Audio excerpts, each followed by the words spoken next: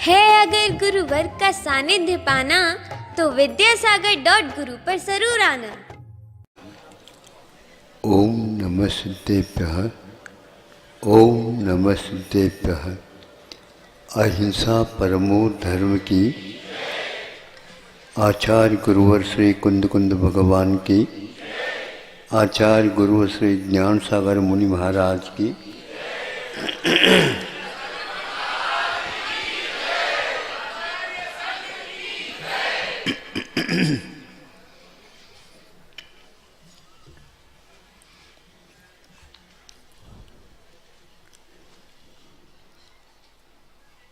घना जंगल है,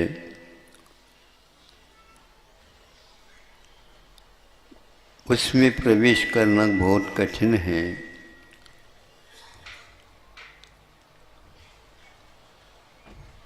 बहुत बड़े बड़े पेड़ हैं। यह सब होते हुए भी परिवर्तन जब होता है किसी वस्तु का, हम उसे काल की सीमा में बांध नहीं सकते। वर्षों तक उस प्रकार के जंगल को बनाने में या बनने में लग जाते हैं, किंतु उसका परिवर्तन यदि होना है उसके लिए 1 सेकंड भी पर्याप्त है।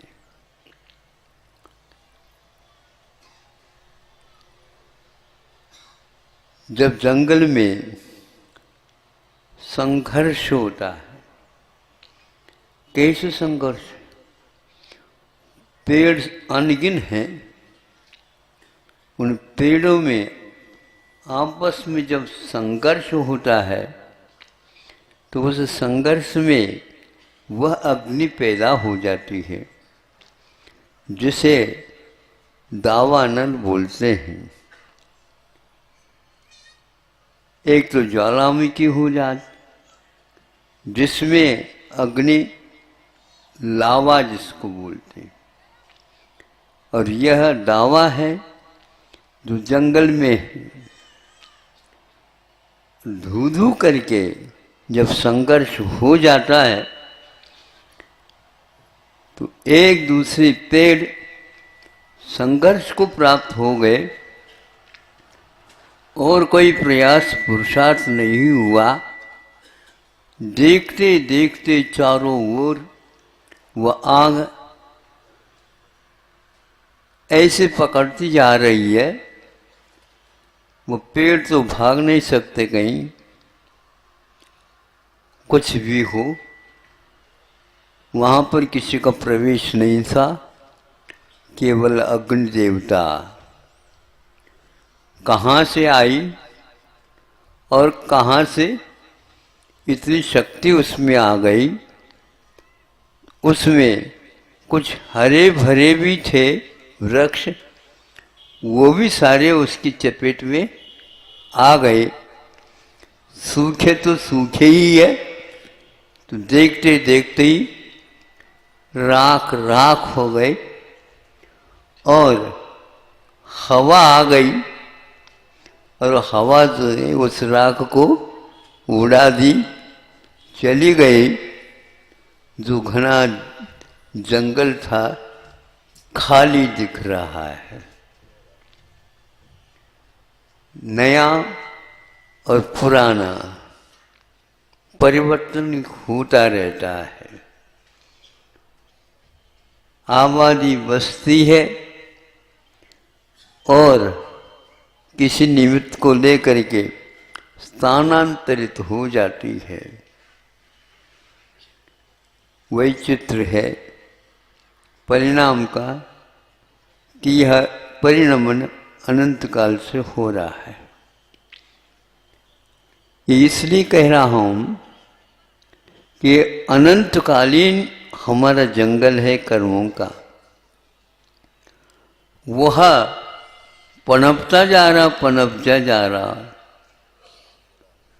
हमें ये ज्ञात नहीं था। हम हर्ष चाहते हैं, हर्ष के लिए अनेक प्रकार के उपाय जुटाते रहते हैं। हमेशा हमेशा हमारे जीवन में हर्ष का वातावरण बना रहे इसके लिए। किंतु इस हर्ष या आनंद की अनुभूति के लिए हमें क्या करना चाहिए, इस विषय में हमारे पास कोई ठोस विचार नहीं आता। किंतु कभी कभी उस जंगल की ओर देखते हैं तो लगता है कि इसमें संघर्ष अनिवार्य है। एक वह व्यक्ति है जिसके पास सब कुछ है, संघर्ष का अभाव है, हर्ष का वह दिन ही नहीं आ पाता।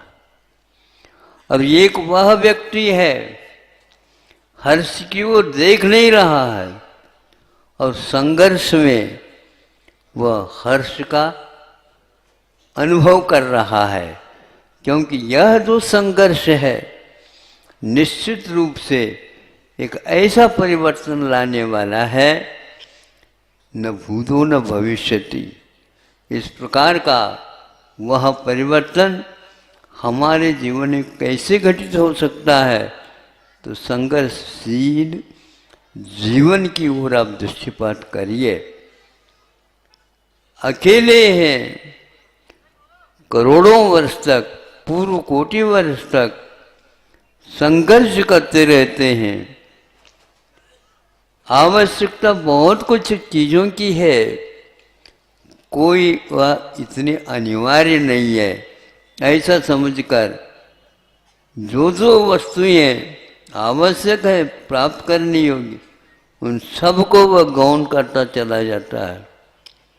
उसका एक ही मात्र ध्येय है, लक्ष्य है कि हमें एक बार वह प्राप्त करना है जो पुनः बार बार प्राप्त करने की आवश्यकता नहीं होती है।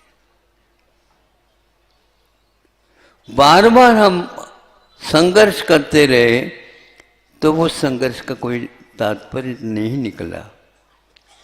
एक बार संघर्ष करें, लेकिन वो संघर्ष किस दिशा में करें, ये बहुत महत्वपूर्ण है। आचार्यों ने इसमें संघर्ष उसे माना अपने आप से जो उत्पन्न हुए कर्म हैं उनसे लड़ने का, उनके उदय में उनको पचाने का। ये पचाना शब्द इसलिए कहता हूँ कि भोजन में आनंद नहीं आता, भोजन पचने में आनंद आता। सुन रहे हो? आओ, इस हाव के बाद कुछ पुरुषार्थ संघर्ष है क्या? नहीं, ताली बजाना बस इतना ही संघर्ष है। ये ताली बजाना भी संघर्ष का प्रतीक है। आवाज कहाँ से उत्पन्न होती है? आवाज उत्पन्न हो जाती है, दो तालियां बज जाती है ना, उसमें से आवाज भी उत्पन्न हो जाती है। सुनते हैं, विज्ञान ने बताया इस प्रकार के एक दूसरे हाथों से संघर्ष हो जाता है, तालियां बज जाती हैं, उनमें बहुत दिन के पुराने रोग भी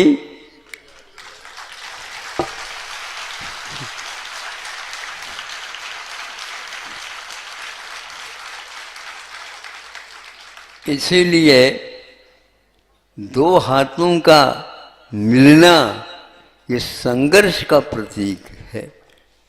अब करते जाओ, दवाई की कोई आवश्यकता नहीं, भयानक रोग भी इससे दूर हो सकते हैं, हुए हैं। लेकिन ताली बजाना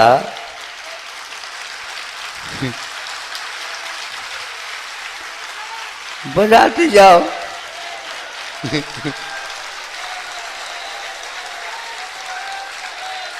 बस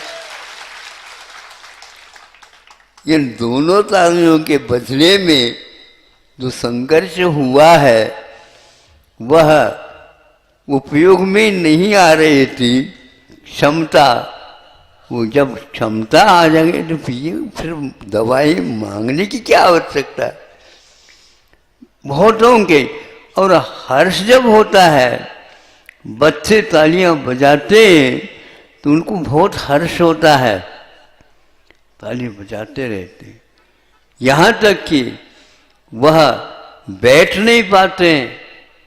कभी देखा उन बच्चे को, उस बच्चे को वो क्या करता है, वह एक ही हाथ से ताली बजाता है। कैसे? यूं यूं करता। आप दोनों हाथ तो जोड़ते हो, उसको आवश्यकता नहीं, एक हाथ में भी वो ताली बजाने की क्षमता विद्यमान है।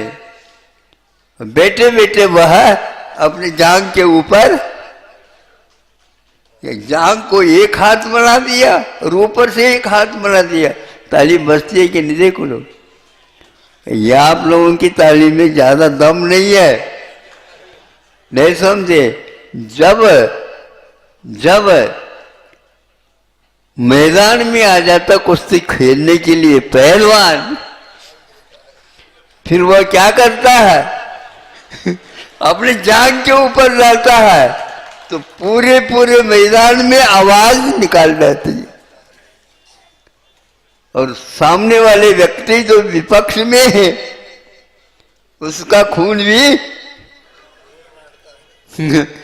वो भी नाचने लग जाता है, धमनियां फड़कने लग जाती है। ये ऊर्जा, ये शक्ति, क्षमता, इसका उपयोग करे, इसके बोलते हैं एक प्रकार से ऊर्जा शक्ति।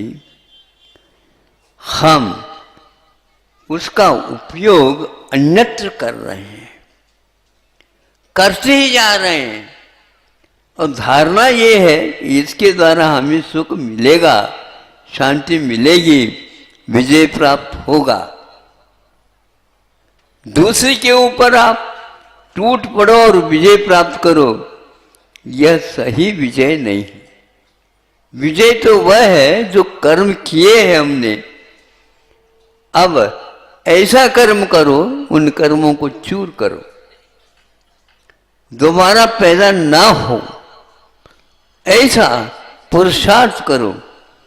लेकिन देखा देखी नहीं करो, किंतु रहस्य समझ करके करो। रहस्य पूर्ण होता है, वह संघर्ष भीतर से पैदा हो जाता है और वह आग ऐसी पकड़ती है, पक्का हो जाता है। छोटे थे उस समय एक पत्थर मिलता है,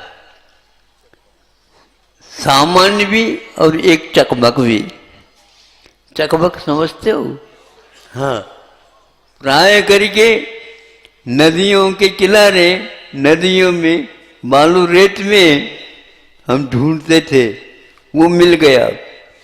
और एक सामान्य पत्थर, और इसके पीछे रुई की गोली बना करके रख दी उसमें और उसको चकमक कर दिया, तो वहां से भीतर से अग्नि निकल जाए। निकल का अग्नि निकली नहीं, उसे तो रुई पकड़ ली उसको। यह हमारे पास विद्यमान है। ध्यान रूपी अग्नि के द्वारा ही उसको भस्म किया जा सकता है। वह अग्नि अपने आप में अग्नि है और उसके लिए संकल्प, इरादा, यह ऐसा संकल्प जो निश्चित रूप से किसी भी प्रकार से हिलने वाला नहीं होता, उसके द्वारा यह काम हो जाता है। तो यह एकमात्र उदाहरण है, ये एकमात्र नमूना हमने बता दिया। ये भीतर पैदा कर देना होता है। तो वही एक लक्ष्य तक पाने के लिए संकल्प देखा देखी नहीं, यदि देखा देखी है भी सही दिशा में सही व्यक्ति के माध्यम से उसको लिया जाए, संकल्पित हो जाए, तो निश्चित रूप से संघर्षमय जीवन अंत में हर्षमय होता है। ये मूक माटी की पंक्ति है।